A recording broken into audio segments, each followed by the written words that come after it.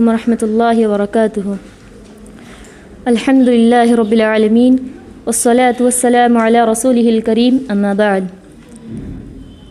آج کی اس پرونق محفل میں عنوانی تقریر ہے مثالی بہو کے اوصاف۔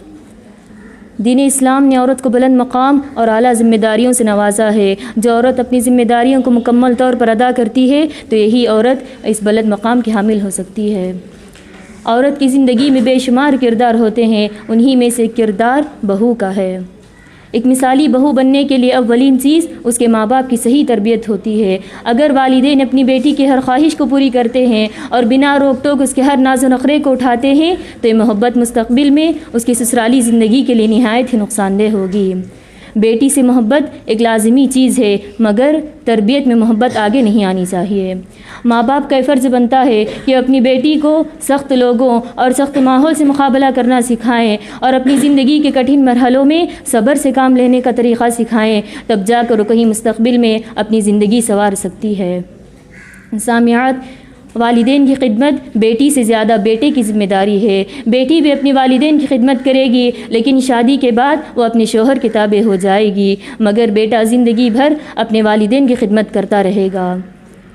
اب جیسا کہ بیٹا بیرون خانہ کے کاموں کا ذمہ دار ہے تو اسی لیے وَتَعَاوَنُوا عَلَى الْبِرِّ وَالتَّقْوَىٰ کے تحت اس کی بیوی یعنی اس گھر کی بہو اپنے شوہر کی مدد کرتے ہوئے اپنے ساس سسر کی خدمت کرے گی۔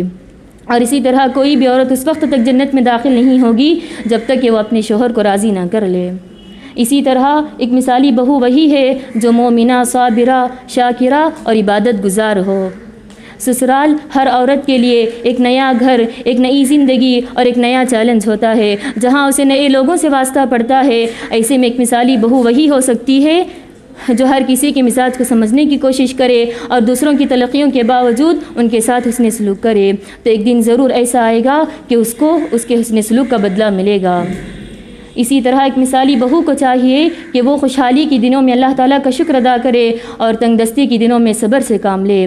جیسا کہ ابراہیم علیہ السلام ایک عرصہ بعد جب اپنے بیٹے اسماعیل علیہ السلام سے ملنے کے لیے آتے ہیں تو ان کے بجائے ان کی بیوی کو پاتے ہیں اور اس سے تنگ دستی کی شکایت سنتے ہیں، تو انہیں لگا کہ ان کی بہو شکر گزار نہیں ہے، تو انہوں نے اپنی بہو سے کہا کہ تم اسماعیل سے کہہ دینا کہ وہ اپنی دہلیز کو بدل دے۔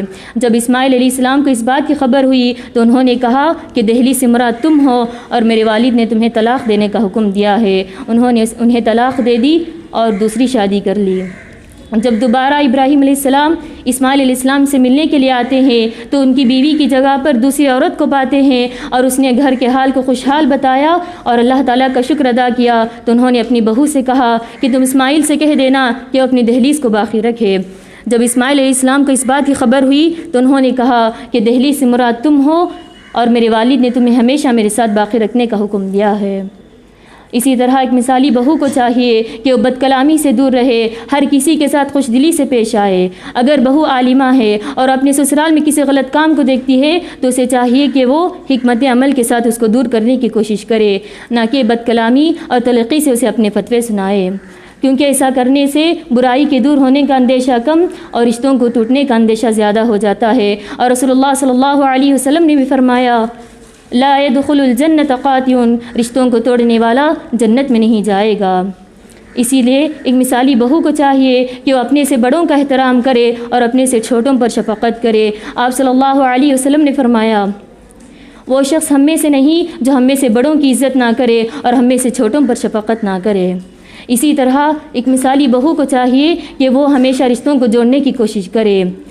اگر گھر کے رشتہ دار اسے رشتہ توڑنے کی کوشش کیوں نہ کرے، وہ رشتہ داری کو جوڑے رکھے۔ آپ صلی اللہ علیہ وسلم نے فرمایا اصل رشتہ داری کو جوڑنے والا وہ نہیں ہے کہ اگر کوئی اس سے آ کر ملے تو وہ بھی اس سے جا کر ملے، مگر اصل رشتہ داری کو جوڑنے والا تو وہ ہے کہ اگر اس سے رشتہ توڑ لیا جائے تو اس سے رشتہ جوڑے رکھے۔ لہٰذا ضرورت اس بات کی ہے کہ ہم تمام اسلامی تعلیمات کو مد نظر رکھتے ہوئے اپنے آس پاس یا اپنے مستقبل میں جو بھی ہمارے رشتہ دار ہیں یا ہوں گے ان کے ساتھ صرف اللہ کی خاطر حسن سلوک سے پیش آئیں اور اپنے ساس سسر کو والدین کا درجہ دیں، تب جا کر وہ بھی ہمیں اپنی بیٹی کا درجہ دیں گے، اور اپنے آس پاس کے ماحول کو خوشگوار اور پرسکون بنانے کی کوشش کریں۔ دعا ہے رب العالمین سے کہ رب العالمین ہم تمام کو اپنی زندگی کے ہر کردار اور ذمہ داری کو مکمل اور احسن طور پر ادا کرنے کی توفیق عنایت فرمائے۔ آمین۔ السلام علیکم ورحمۃ اللہ۔